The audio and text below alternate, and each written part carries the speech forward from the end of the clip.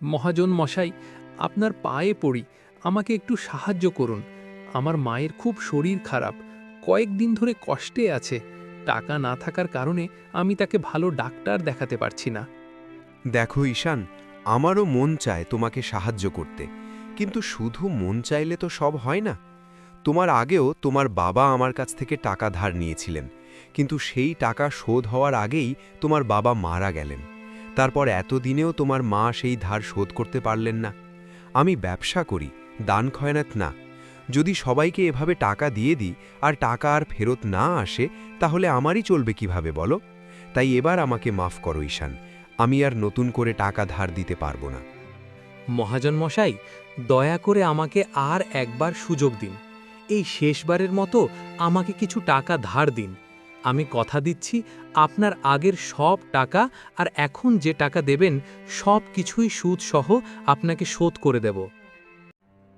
ঠিক আছে ঈশান, তুমি যখন এত করে অনুরোধ করছো, তখন আমি তোমাকে এই শেষবারের মতো টাকা দিচ্ছি।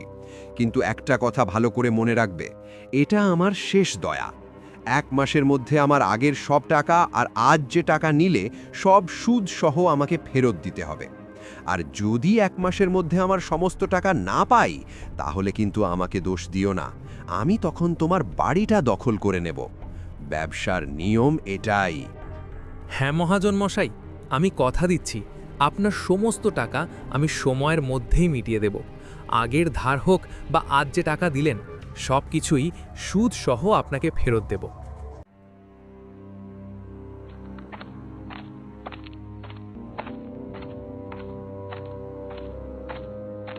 বাবু, আপনি ঈশানকে এত টাকা দিলেন কেন? টাকা কি আমি এমনি এমনি দিয়েছি রে? আমি তো সব হিসেব করেই টাকা দিয়েছি। আমি ভালো করেই জানি ঈশান 1 মাসের মধ্যে কিছুতেই সব টাকা সুদ সহ শোধ করতে পারবে না। আর সেই সুযোগটাই তো আমি চাই। তখন দেখবি ওর বাড়িটা আমার হয়ে যাবে। বাবু, আপনি তো সত্যিই জব্বর চাল দিয়েছেন। আপনার বুদ্ধির তো কোনো তুলনাই হয় না। এই যে তুই আমার শুধু এইটুকু পরিকল্পনা শুনেই অবাক হয়ে যাচ্ছিস, আসল খেলাটা তো এখনো বাকি আছে।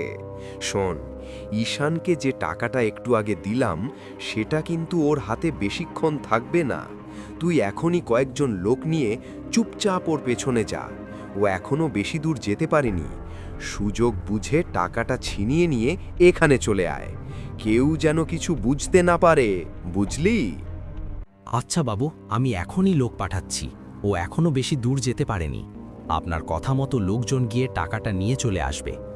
আপনি চিন্তা করবেন না বাবু, সব কিছু ঠিক আপনার পরিকল্পনা মতোই হবে। যাক, অনেক অনুরোধ করার পরে অবশেষে মহাজনের কাছ থেকে এই টাকাটা পেলাম। এখন এই টাকা নিয়ে গিয়ে আগে মাকে ভালো ডাক্তারের কাছে দেখাতে হবে। মা যদি তাড়াতাড়ি সুস্থ হয়ে ওঠে, তাহলে আমার আর কিছুই চাই না। আর আমাকে এখন থেকেই একটা কাজের ব্যবস্থা করতে হবে। 1 মাসের মধ্যে মহাজনের সব টাকা সুদ সহ ফেরত দিতে হবে, না হলে সে আবার আমাদের বাড়িটা দখল করে নেবে।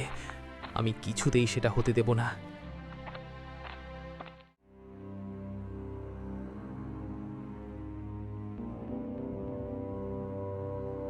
আরে, কে তোমরা? এভাবে আমার পথ আটকালে কেন? আমরা কে সেটা তোর জানার দরকার নেই। তোর কাছে যা আছে চুপচাপ আমাদের হাতে দিয়ে দে। ভালোভাবে বলছি, প্রাণে বাঁচতে চাইলে কোনো চালাকি করার চেষ্টা করবি না। যা আছে সব বের করে দে। না না, আমার কাছে কিছুই নেই। দয়া করে আমাকে ছেড়ে দাও। আমি গরিব মানুষ, আমার কাছ থেকে তোমরা কিছুই পাবে না। আমাকে যেতে দাও, আমার বাড়িতে অসুস্থ মা অপেক্ষা করছে। ও এমনি এমনি কিছু দেবে না। দেখছিস না, ওই থলিটা শক্ত করে ধরে রেখেছে। নিশ্চয়ই সব কিছু ওই থলির মধ্যেই আছে। চল, ওই থলিটা নিয়ে নেই, তারপর এখান থেকে তাড়াতাড়ি সরে পড়ি। না না, দয়া করে ছেড়ে দাও। আহ, আহ, খুব লাগছে। দয়া করে আমার থলিটা নিয়ে যেও না। এই টাকাটা আমার মায়ের চিকিৎসার জন্য। আমার মা খুব অসুস্থ। হায় ভগবান, আমার তো সর্বনাশ হয়ে গেল। এখন আমি কি করব? এই টাকাটা দিয়েই তো মাকে ডাক্তার দেখানোর কথা ছিল। আমি এখন বাবু, এই নিন আপনার টাকা। আপনার কথা মতো আমরা সব ঠিকঠাক করে এনেছি। ও কিছুই বুঝতে পারেনি। টাকাগুলো সব এই থলির মধ্যেই আছে। আর শুধু 1 মাসের অপেক্ষা, তারপর ঈশানের ঘর বাড়ি জমি জমা সব আমার হয়ে যাবে। আর দেখলি তো কি সুন্দর বুদ্ধি খাটালাম, এদিকে আমাকে একটা টাকাও দিতে হলো না, ঘরের টাকা ঘরেই রয়ে গেল। দাদা, তুই কি টাকা এনেছিস? মায়ের শরীরটা খুব খারাপ করছে, মা বারবার কাশছে। দাদা, তাড়াতাড়ি মাকে ডাক্তার দেখাতে হবে। না রে বোন, আমি অনেক চেষ্টা করেছিলাম। মহাজনের হাতে পায়ে ধরে কষ্ট করে টাকাটা নিয়ে আসছিলাম, কিন্তু মাঝপথে কিছু লোক আমাকে ঘিরে ধরল। তারা আমাকে মারধর করে সব টাকা ছিনিয়ে নিয়ে গেল। আমি কিছুই করতে পারলাম না। কি বলছিস দাদা? ওরা তোকে মেরেছে? তোর কোথায় লেগেছে দাদা? দেখি তো, খুব ব্যথা করছে না তো? হায় ভগবান, ওরা তোকে এত মারলো কেন দাদা? তুই বস, আমি জল এনে দিচ্ছি। না রে বোন, এখন বসলে চলবে না। আমাকে যেভাবেই হোক মাকে বাঁচাতে হবে। দেখছিস না, মায়ের শরীরটা আগের থেকেও অনেক খারাপ হয়ে গেছে। এখন যদি তাড়াতাড়ি কিছু না করি তাহলে কি হবে ভাবতেই আমার ভয় লাগছে। আমি কিছু একটা উপায় বের করবই, যেভাবেই হোক মাকে বাঁচাতে হবে। কিন্তু দাদা, এখন তুই কি করে টাকা জোগাড় করবি? ওরা তো সব টাকা জোর করে নিয়ে নিয়েছে। এখন তো তুই আর কারো কাছ থেকে টাকা পাবি না। তাহলে আমরা মাকে কিভাবে ডাক্তার দেখাবো দাদা? এখন শুধু একটা উপায় আছে রে বোন, আমাকে পূর্বের জঙ্গলে যেতে হবে। ওখানে একটা মায়াবী দিঘি আছে। সেই দিঘিতে নাকি মায়াবী পদ্মফুলই ফোটে। লোকের মুখে শুনেছি যে সেই পদ্মফুল এনে বিক্রি করতে পারে সে অনেক টাকা পায়। হয়তো সেই টাকা দিয়েই আমি মায়ের চিকিৎসা করাতে পারবো। তাই আমাকে যেতেই হবে।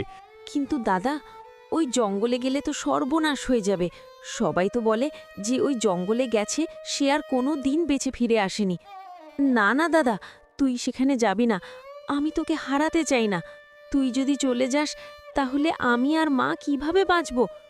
না রে বোন, আমি এভাবে চোখের সামনে মাকে ধীরে ধীরে শেষ হয়ে যেতে দেখতে পারবো না। যা হওয়ার হবে, কিন্তু আমাকে শেষবারের মতো চেষ্টা করতেই হবে। যদি ভাগ্যে থাকে তাহলে হয়তো সেই মায়াবী পদ্ম ফুল আমি খুঁজে পাবো আর মাকে বাঁচাতে পারবো। তুই চিন্তা করিস না বোন, আমার কিচ্ছু হবে না। না দাদা, আমি তোকে হারাতে পারবো না। বললাম না বোন, কিচ্ছু হবে না। তুই ভগবানের উপর ভরসা রাখ। আর শোন, মাকে এসব কথা কিছুই বলিস না। মা যদি জানতে পারে আমি ওই জঙ্গলে যাচ্ছি তাহলে খুব চিন্তা করবে।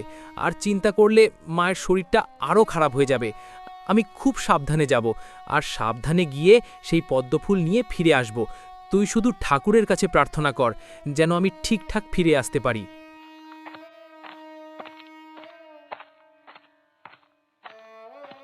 হে ভগবান, তুমি আমার দাদাকে রক্ষা করো। তুমি তো সবই দেখছো। মাকে বাঁচানোর জন্য দাদা নিজের প্রাণের ঝুঁকি নিয়ে ওই ভয়ঙ্কর জঙ্গলে যাচ্ছে। দয়া করে ওকে তোমার আশীর্বাদে রক্ষা করো।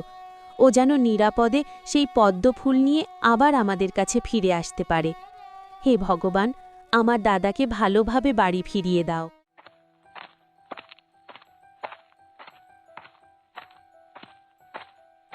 লোকের মুখে অনেকবারই জঙ্গলের কথা শুনেছিলাম, কিন্তু আজ যখন সত্যি এখানে এসে দাঁড়িয়েছি তখন আমার খুব ভয় করছে। চারপাশটা কত অন্ধকার আর ভয়ঙ্কর লাগছে। মনে হচ্ছে কেউ যেন আমাকে দেখছে। না না, এভাবে ভয় পেলে চলবে না। আমাকে সাহস রাখতে হবে। আমাকে সেই পদ্মফুল খুঁজে বের করতেই হবে। মাকে বাঁচাতে হলে আমাকে যেভাবেই হোক ওই পদ্মফুল নিয়ে বাড়ি ফিরতেই হবে।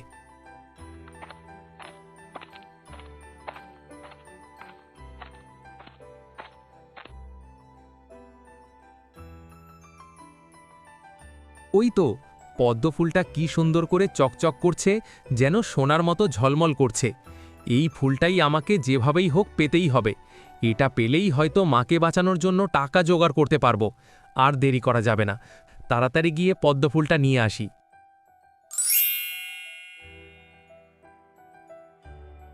দাঁড়াও, আর এক পা এদিকে এগোলেই কিন্তু তোমার জীবন আমি কেড়ে নিতে পারি। এটা সাধারণ কোনো জায়গা নয়। এখানে যা আছে তা সবাইকে দেওয়ার জন্য নয়। সাবধানে দাঁড়িয়ে থাকো আর বলো কে তুমি আর কেন এখানে এসেছো। কে তুমি? হঠাৎ করে আমার সামনে এসে এভাবে আমাকে থামালে কেন? আমি তো শুধু ওই পদ্ম ফুলটা নিতে এসেছি।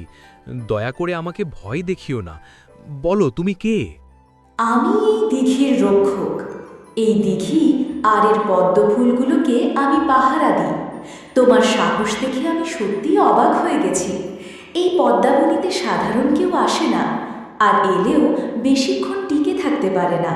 তবু তুমি এত দূর পর্যন্ত চলে এসেছ। বলো, কী কারণে তুমি এখানে এসেছ? দয়া করে আমাকে এই পদ্ম ফুলটা নিতে দিন। এই পদ্ম ফুলটা আমার খুব দরকার। আমি জানি এটা সাধারণ ফুল নয়, তবু আমাকে এটা নিতেই হবে। এই পদ্ম ফুলটা না পেলে আমার খুব বড় বিপদ হয়ে যাবে। আমি কারো ক্ষতি করতে আসেনি, শুধু আমার মাকে বাঁচানোর জন্যই এই ফুলটা চাই। থামো, তোমাদের মানুষের লোভ আমি খুব ভালো করেই জানি।